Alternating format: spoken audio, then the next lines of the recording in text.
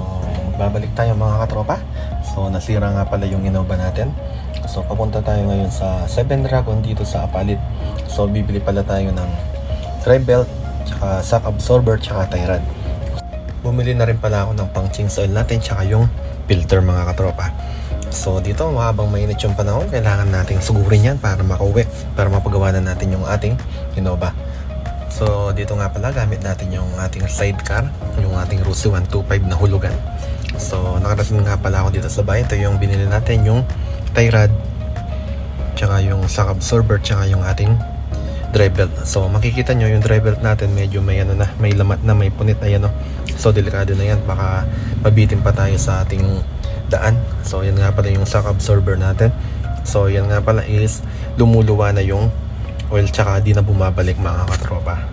Ito nga pala yung nabili natin ng mga bagong pyesa mga katropa. So kung makikita nyo, ayan yung ating drive belt, Bando brand. So ayan, ito pa yung ano, yung tie rod 555 brand. So okay na daw yan, sabi ng ating mekaniko. Tsaka ito yung shock absorber natin na Optimum yung brand. So sana magtagal to.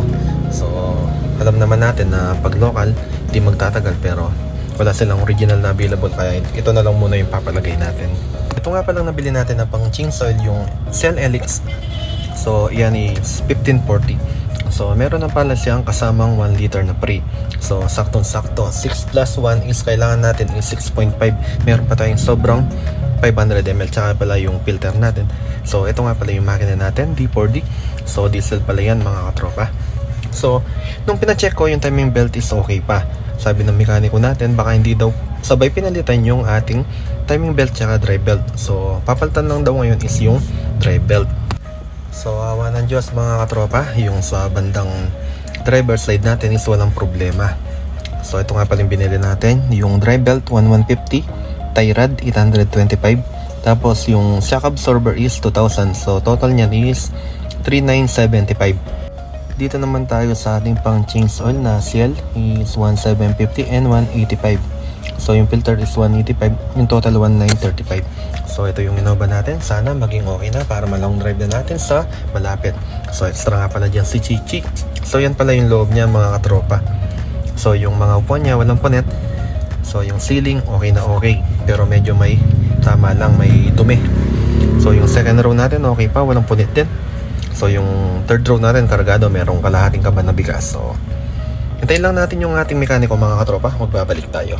Yun, dumating na pala yung ating father and son duo na gumagawa sa ating Innova. So yung anak niya yan, inigpitan niya yung mga tornilyo sa ilalim, habang yung tatay niya is ginagawa niya yung drive belt natin. So nilalagay niya. So yan, nalagay na rin yung tie rod, tapos yan inigpitan yung mga bolt. So mamaya check na lang ng tatay kung okay na ba. Pagkatapos pa lang magpitan ng mga bolt mga katropa, yan nilalagay na yung ating drive belt. So sanay na talaga yung ating mekaniko. So yung anak niya, pinapasok niya sa ilalim para madampot yung ano, yan, para mahila yung drive belt.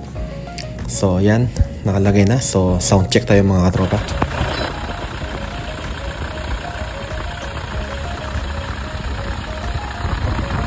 Yun, naging okay naman yung tunog niya mga katropa. Okay na siya, pwede nang ilong drive. So pag test drive ko mga katropa, wala namang kabig, wala nang lagutok. Tsaka okay na, wala na yung langit-ngit na concern natin. So hanggang dito na lang mga katropa. Salamat!